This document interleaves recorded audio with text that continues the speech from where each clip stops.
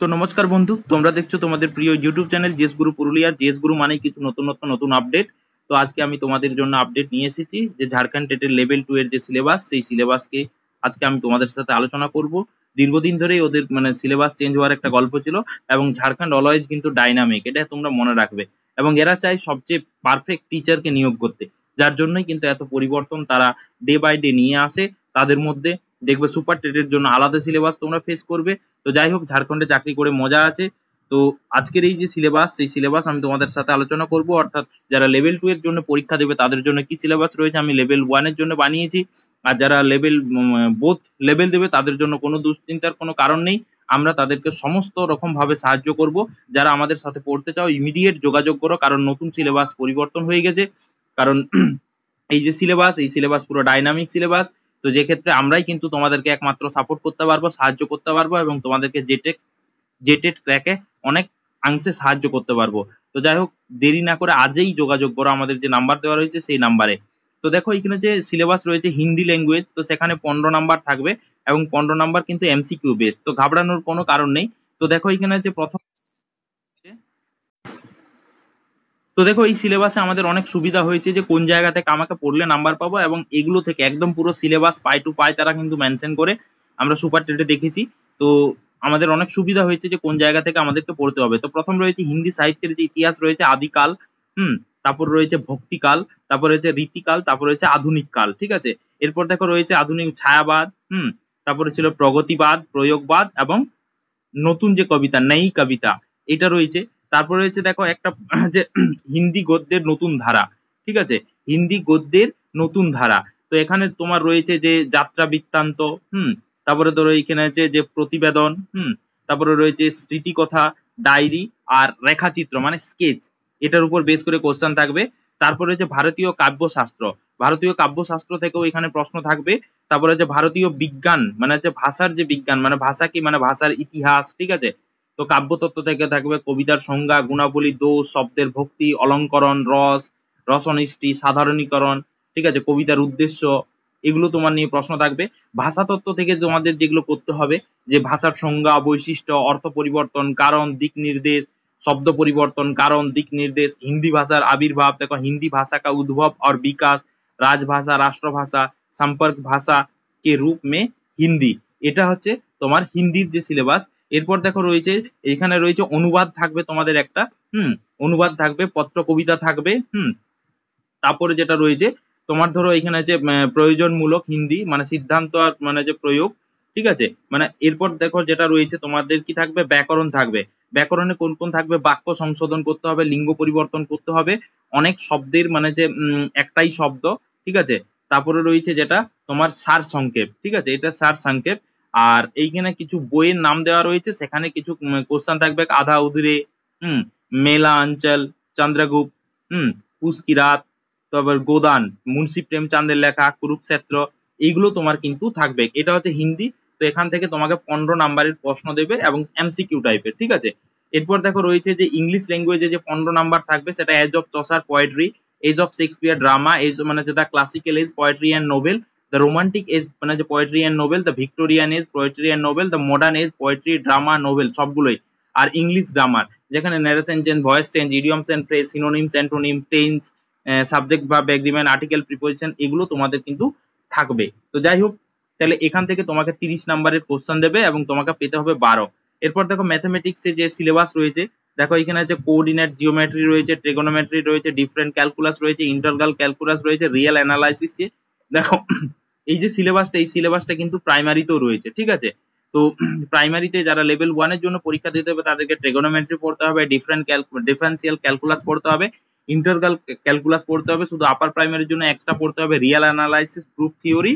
ঠিক আছে, ম্যাট্রিক্স, তারপরে differential equation, complex analysis, liner algebra. ঠিক আছে, এরপর ফিজিক্সের জন্য যেটা পড়তে হবে, যারা সায়েন্স মানে যে রয়েছে, দেখো এটা ম্যাথের যে সিলেবাস, সেই সিলেবাসটা বললাম আমি 4 নাম্বার। যারা ফিজিক্স, এবার দেখো যে সায়েন্সের যে আমাদের যে যারা ম্যাথস এন্ড সায়েন্সের টিচার হবে তাদের জন্য এই সিলেবাসটা ম্যাথের ক্ষেত্রে, আর এটা আছে সায়েন্স ফিজিক্স। ঠিক আছে, ম্যাথমেটিক্যাল মানে যে ফিজিক্স, মেকানিক্স, তারপরে দেখো এখানে ওয়েবস, অপটিক্স, এগুলো রয়েছে, electricity, magnetism, thermal and stats মানে স্ট্যাটিস্টিক্যাল ফিজিক্স, মডার্ন ফিজিক্স, ঠিক আছে, solid state physics, device and electronics. কেমিস্ট্রির মধ্যে রয়েছে ইনঅর্গানিক কেমিস্ট্রি, সেখানে পিরিয়ডিক টেবিল থাকবে, কেমিক্যাল বন্ডিং থাকবে, মেইন গ্রুপ এলিমেন্টস থাকবে, এক্সট্রাকশনস অফ মেটাল থাকবে। মানে পুরো অনার্সের সিলেবাস এখানে কিন্তু ঢুকিয়ে দিয়েছে, যেহেতু তারা নিচে লিখে দিয়েছে university level syllabus. Organic chemistry, এবার ফিজিক্যাল কেমিস্ট্রি রয়েছে। এরপর দেখো বায়োলজি, বায়োলজির জন্য মাইক্রোবায়োলজি, নন ফ্লাওয়ারিং প্লান্টস, তারপরে হচ্ছে প্লান্ট অ্যানাটমি, বায়োডাইভার্সিটি এন্ড মানে হচ্ছে কনজারভেশন। এটা হচ্ছে তোমার মানে হচ্ছে বায়োলজির যে সিলেবাস। জুলজি তোমাদেরকে ছোটখাটো করে পড়তে হবে। এবার দেখো সোশ্যাল স্টাডিজে যারা মানে 60 নম্বরের পরীক্ষা দেবে, সোশ্যাল স্টাডিজ যারা টিচার হবে, ইতিহাস রয়েছে। দেখো এখানে আছে পাষাণকাল, হরপ্পা সভ্যতা, বৈদিক সভ্যতা, এই করে তোমার মগধ, আমাদের প্রাচীন ভারতের ইতিহাস, এগুলো রয়েছে। তারপরে মধ্য ভারতের ইতিহাস তোমাদের রয়েছে। আমরা মানে কমপ্লিট চ্যাপ্টার আলোচনা করব তোমাদের সাথে, যারা আমাদের সাথে টিউশন পড়ছো। আধুনিক ভারতের ইতিহাস, এখানে তোমার কিন্তু আমাদের 1857 সাল থেকে 1947 সাল পর্যন্ত পুরো ইতিহাসটাই তোমার দেওয়া রয়েছে। এরপরে যে সবচেয়ে ইম্পর্টেন্ট, যেখান থেকে বেশি কোশ্চেন আসবে, সেটা হচ্ছে ঝাড়খণ্ড কি ইতিহাস এবং সংস্কৃতি। এখানে কিন্তু ঝাড়খণ্ডের প্রমুখ জনজাতীয় আছে এবং ঝাড়খণ্ডে কি ইতিহাস রয়েছে, ভারতের ইতিহাসে তাদের কি অবদান, সেটা এখানে পড়তে হবে। এবার ছোট্ট করে আমাদেরকে পড়তে হবে বিশ্বের ইতিহাস, মানে যে মানে ফরাসি বিপ্লবের যে ব্যাপার রয়েছে, নেপোলিয়ন বোনাপার্টের রয়েছে, ম্যাটারনিক যুগ রয়েছে, এগুলো আমাদেরকে পড়তে হবে। জার্মানি এবং ইটালিতে যে মানে একীকরণ রয়েছে, প্রথম বিশ্বযুদ্ধ, প্যারিস কা সন্ধি, এগুলো পড়তে হবে।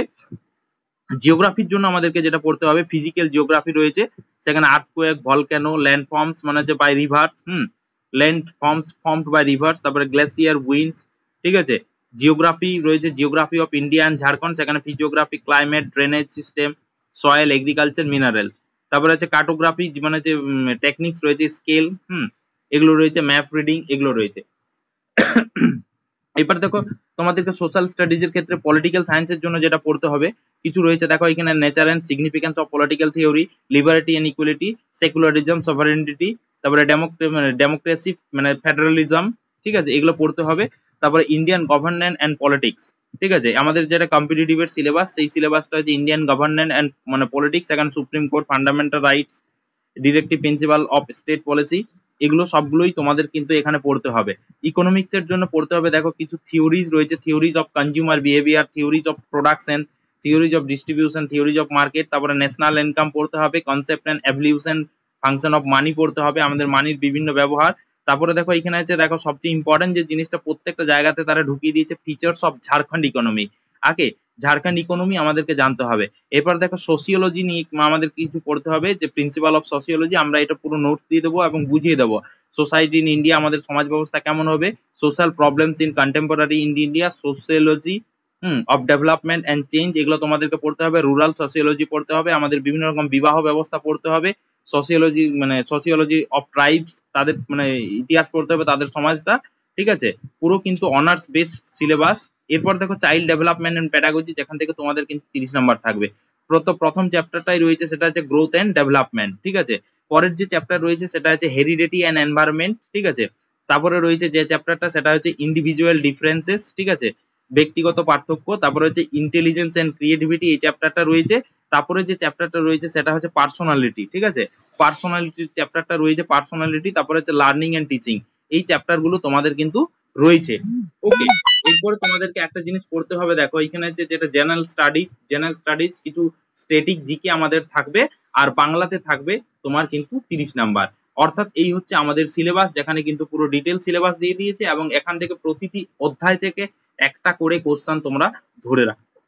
তো যাই হোক, আমরা এরপরে পরবর্তী ভিডিওতে আমি তোমাদের সামনে প্রতিটি পার্ট ধরে ধরে, অর্থাৎ মানে যে আমাদেরকে সোসিওলজির জন্য বা হিস্ট্রির জন্য বা সিডিপির জন্য মানে চাইল্ড ডেভেলপমেন্ট পেডাগজি বা ইংরেজির জন্য আমাদেরকে কি পড়তে হবে, ফিজিক্সের জন্য কি পড়তে হবে, কেমিস্ট্রির জন্য কি পড়তে হবে, ম্যাথের জন্য কি পড়তে হবে, আমি ডিটেলস পার্টে আলোচনা করব। তো যাই হোক, আশা করি তোমরা নতুন সিলেবাস সম্পর্কে অবহিত হলে। আর যারা ডেটেড মানে অনেক সহজ কিন্তু, তো এরা কেন এই সিলেবাস পরিবর্তন করেছে, কারণ তারা ডাইনামিক একটা মানে এনার্জেটিক টিচার চাই, ঠিক আছে, হাইলি কোয়ালিফাইড টিচার চাই, যার জন্যই কিন্তু এই সিলেবাসের পরিবর্তন। তো যাই হোক, তোমরা দেখতে থাকো, আর যারা টিউশন নিতে চাও তো অবশ্যই আমার সাথে যোগাযোগ করো।